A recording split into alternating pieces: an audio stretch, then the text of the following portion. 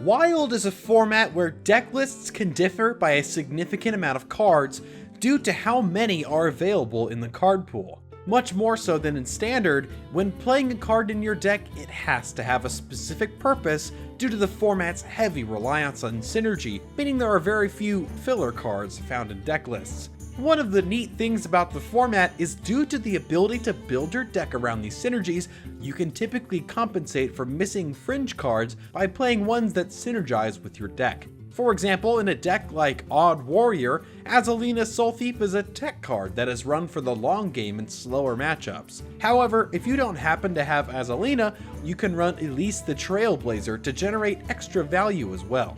You could even go with some non-legendary tech choices and run Direhorn Hatchlings and Faceless Manipulators as well. In the Wild format, certain packages of cards can be swapped out with others that serve the same functionality and are around the same power level. That being said, there are a handful of cards which, when taken out of your deck, significantly reduce its strength. These types of cards are extremely powerful, and their versatility is unmatched. We have put together a list of the top legendaries in the format that fall into this position. We decided to choose neutral legendaries which were not specific to one deck and are fairly flexible, making them see play in multiple archetypes. Whether you are fully immersed in the Wild scene or just thinking about jumping in, these cards will be a solid addition to your card pool, and ultimately can become the cornerstone of your collection. Without further ado, here are our top Wild legendaries that are worth your dust. At our number 5 spot, we have Reno Jackson. This one is a little bit special as we also package Kazakus into this pick as well, because you'll never run a Reno deck in a Cabal class without Kazakus. If you plan on playing any of the meta Reno decks, you'll want to craft both of these cards. Reno is still the one that gets spot number 5, however, as there have been cases of other classes running it, with decks such as Reno Shutterwalk Shaman popping up on occasion. Reno decks, typically, are on the more expensive side of any deck. However, a lot of the expensive cards it uses are either classic or currently in the standard set. One of the main conveniences for Reno decks is that almost no card is irreplaceable, and substituting out cards that you may not have isn't the end of the world. For example, the current best version of Reno Lock runs N'Zoth as a late game finisher. However, there are specific builds which don't include the Death Rattle package of N'Zoth in order to opt for a more anti-aggro approach and run cards like Tar Creeper. Reno earns his spot as 5th in the list due to how he is the backbone for 3 powerful archetypes. Emperor Thorson is our number 4 card on our list. Emperor Thorson is one of the safest and best crafts for combo and control decks in the Wild format, and if we were in a different meta, might be at the top of our list. While Emperor Thorson is a fine card in control decks such as Reno Lock, his utility really shines in combo decks, often allowing for crazy shenanigans to take place.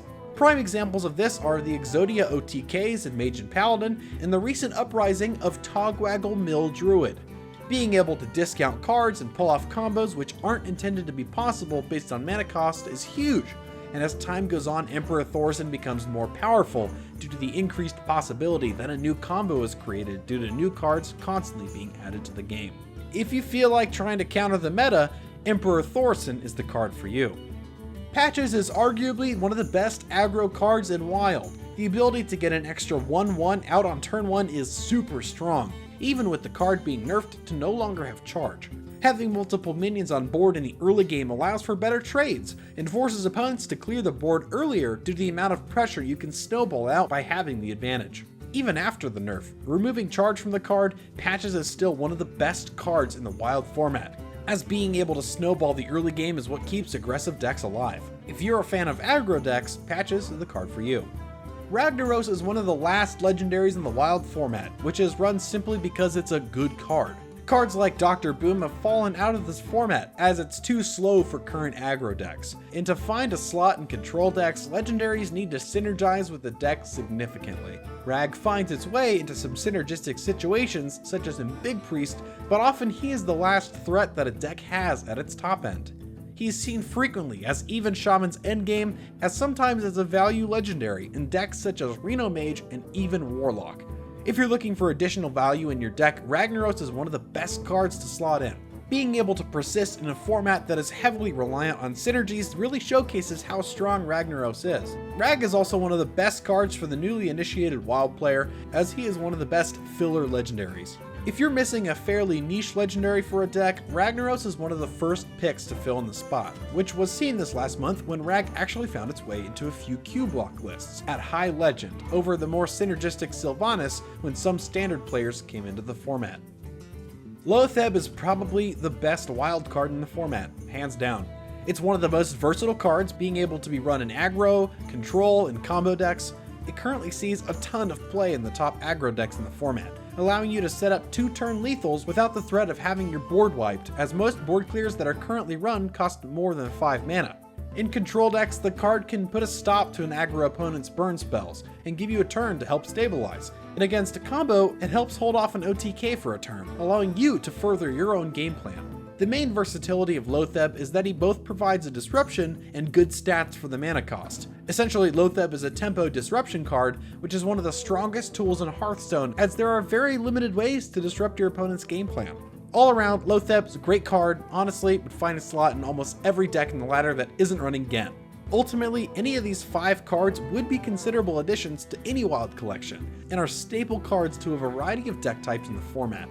Whether you're just thinking about getting into Wild or are a regular to the format, these 5 cards will be a great addition to your collection, build the shell of some of the main decks in the format.